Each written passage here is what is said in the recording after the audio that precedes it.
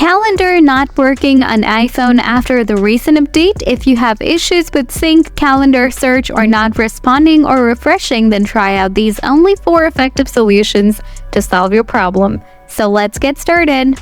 Follow solution 1. Sync iCloud with calendar app. Open Setting, tap Apple ID, scroll down, tap iCloud, tap See All Right next to Save to iCloud. Find out calendar app. Make sure to turn it on. If these already turn on, then turn it off, then turn it back on again. Solution 2. Offload the app. Open Setting, scroll down, tap General, scroll down, tap iPhone Storage, find out your calendar, tap Offload, tap Offload again. Solution 3. Sync all event.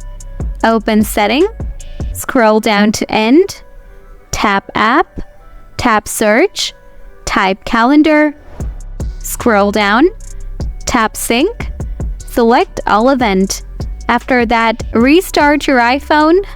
After following these, your problem is going to be solved. Now, if you still have anything to ask, please let me know in the comments. Thanks for watching.